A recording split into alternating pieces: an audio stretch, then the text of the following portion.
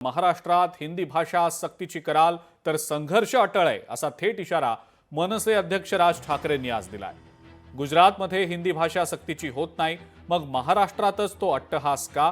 त्याचबरोबर गुजरातमध्ये भाषेची अस्मिता जर जपली जाते, मग महाराष्ट्रासाठीही मराठी भाषेची अस्मिता महत्त्वाची आहे असंही राज ठाकरे म्हणतात।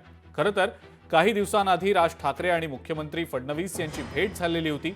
त्यावरून पालिका निवडणुकीत मनसे भाजपसोबत जाणार का अशा चर्चाही रंगल्या होत्या।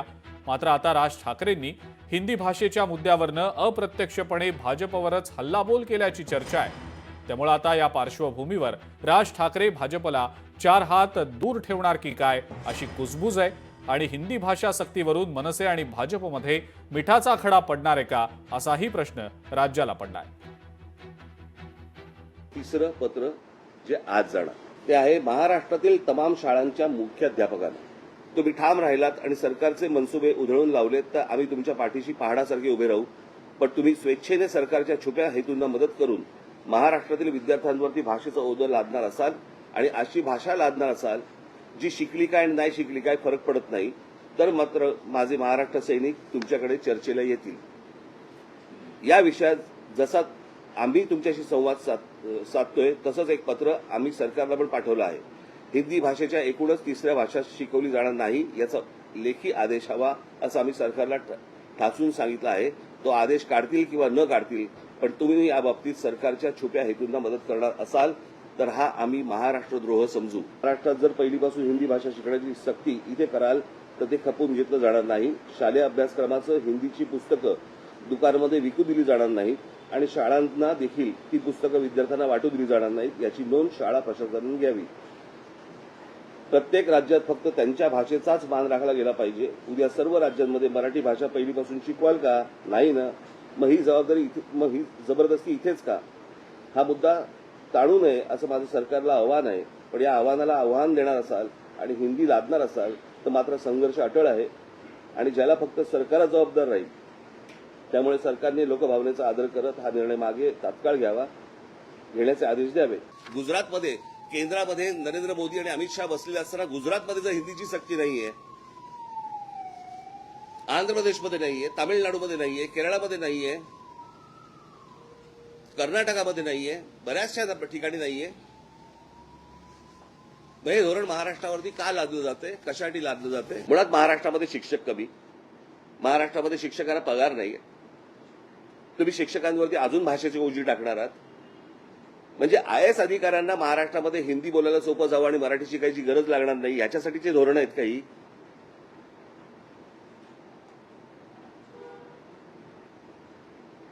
महाराष्ट्रातलं सरकार मराठी असेल तर मला असं वाटतं त्यांनी या गोष्टींचा विचार करणं गरजेचं आहे आणि तात्काळ ही गोष्ट सक्तीची मागे घेणं गरजेचं आहे। आज आमचं पत्र जाणार आहे पहिल्यांदा सर्व शाळांमध्ये आणि कोणत्या शाळा हिंदी शिकवतात तेच मला बघायचं। राज ठाकरेंच्या या आक्रमक भूमिकेवर आता राजकीय वर्तुळातून सुद्धा प्रतिक्रिया उमटल्यात। त्यापैकी काही प्रतिक्रिया पाहूया। आपल्या देशातली एखादी अधिकची भाषा शिकण्यामध्ये काही वाईट काय आहे, गैर काय आहे? आपल्या भाषेला डावललं गेलं असेल तर वेगळी गोष्ट। आपली भाषा शिकत असताना जर आपली मुलं एखादी दुसरी भाषा अजून शिकतील तर त्याही भाषेतलं ज्ञान त्यांच्यापर्यंत पोहोचेल। त्यामुळे जो काही सन्माननीय श्री राज ठाकरेंचा आग्रह आहे की दोनच भाषा ठेवा, मला असं वाटतं की केंद्र सरकारने NEPच्या माध्यमातून 3 भाषेचं सूत्र, आणि हे काही NEP केवळ केंद्र सरकारने तयार केली नाही, देशभरातल्या एक्सपर्ट्सनी बसून NEP तयार केली। ती करत असताना कॉग्निटिव्ह पॉवर माइंडची किंवा मुलांचं मस्तिष्क कसं डेव्हलप होतं त्याच्यामध्ये त्याची सायकोलॉजी काय, अशा सायंटिफिक गोष्टीचा विचार केल्यानंतर मग हे धोरण या ठिकाणी तयार झालेलं आहे। आम्ही पार्लमेंटला जाऊन याच्यावरती मोदींना प्रश्न विचारतो। आमच्याकडे ते आयुध आहेत, आमचे खासदार आहेत आणि आमच्यासह इतर अनेक खासदार पश्चिम बंगालचे असतील किंवा महाराष्ट्राचे असतील किंवा गुजरातचे खासदार सुद्धा आमच्यावर या विषयावर आम्ही त्याच्यावरती चर्चा करू।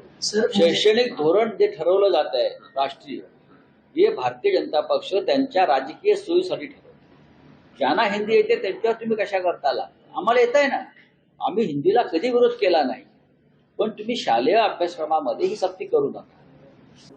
सर्व माध्यमांच्या शाळेंमध्ये मराठी भाषा हे बंधनकारक आहे.